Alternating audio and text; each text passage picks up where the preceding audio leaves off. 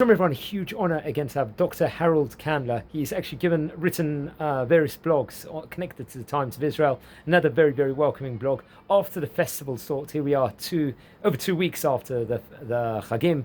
A few ideas with regards to the post-Chagim period. Okay, well, thank you very much again, Rabbi Michael. He made you Rabbi Doctor. Yeah. Rabbi Michael, for inviting me back again on the channel. I've written 2 blogs recently for the Times of Israel. The first one was called Sukkot, Past, Present and Future, which is all about the Sukkot I had from my childhood in Edgware, through marriage, through making Aliyah and Sukkot here. The second one is called Acharei Chagim, which literally translates as after the festivals. In Israel, people took Acharei Chagim really as a manana. So between Rosh Hashanah and the end, nothing gets done. We needed Shipput Sim, the alterations done in our flat, never going to happen. But I want to tackle the way we use this Acharei Chagim. I want to tackle it from a different angle, meaning after the festivals. Okay, so we start Elul. Ashkenazim, we start blowing the shofar at the beginning of Elul. Sfardim, like my good friend over here, they start saying Slichot. We do them a week before Rosh Hashanah. So you've got Rosh Hashanah. Then you've got Aseret Yemei Teshuvah, extra Slichot in the morning for those who are in shul. Yom Kippur, everybody's fasting, everybody's in prayer. A few days in between that to go and build a sukkah, buy a lulav, buy an etrog, buy all the stuff, the leaves that go with it, build the sukkah. Sukkot comes, we live in the sukkah. Those of us in Israel are fortunate to be actually able to really live in it. In England, you take your chances on the weather. Simchat Torah is dancing with the Sefer Torah, and then it's all over. But the point is, what have we taken from all of this? So Rabbi Twersky Zatzal, he talked about, in the secular world, about 1st of January, New Year's resolutions. Resolutions, he says, always fail. It's too much to take upon yourself.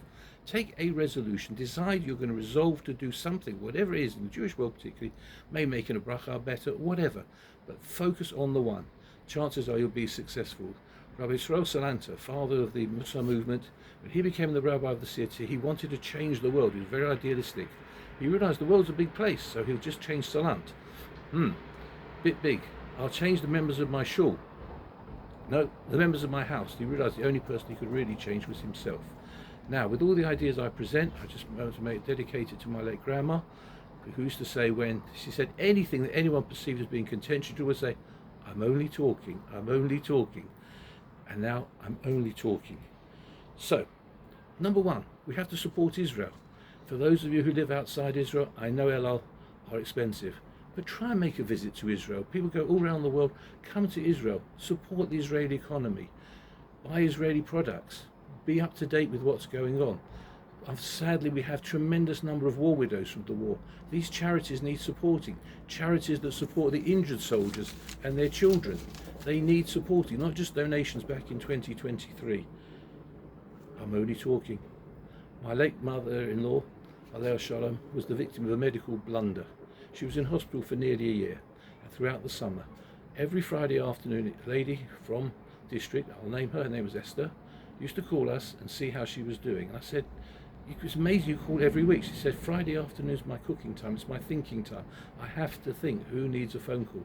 It was a lesson to me that people, for example, particularly widows, young widows, it's not all about the shiva.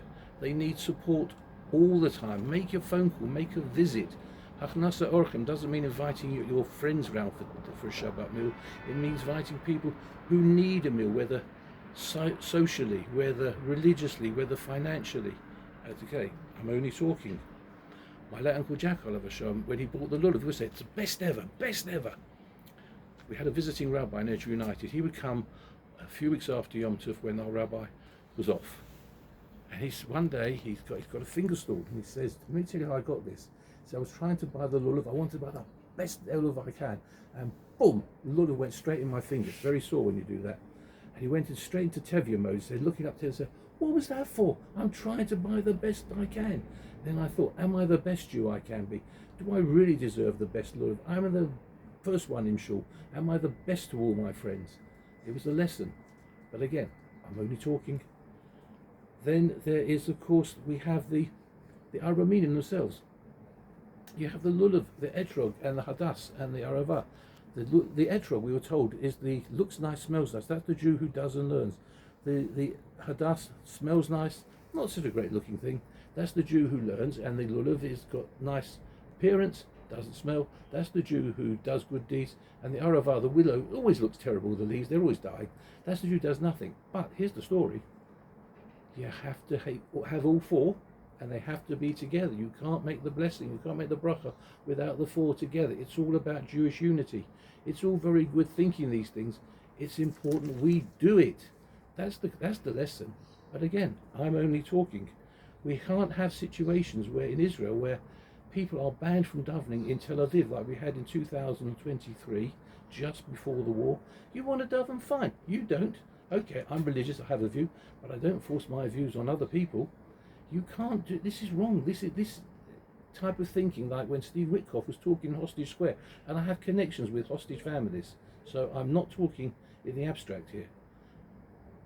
They were booing the Prime Minister. It's a terrible optics with a visiting dignitary like that. We have to have the unity. It's okay to disagree, but you can't have people, whether it's for the hostages or people against the army, blocking roads when people like myself can't get to a hospital. It's not acceptable. We have to have the unity. You want to demonstrate, that's fine, but let's show some respect for people. We have people called ultra-religious. If you look at Newton's law of motion, third law, each action has an equal opposite reaction.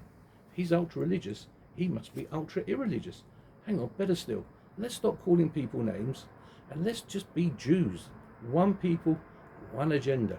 But as I say, I'm only talking. If you like what I've said, that's fine. But if you didn't, I was only talking. Wish everybody a happy, healthy New Year. Shalom Al Yisrael. Thank you, Dr. Rabbi Michael.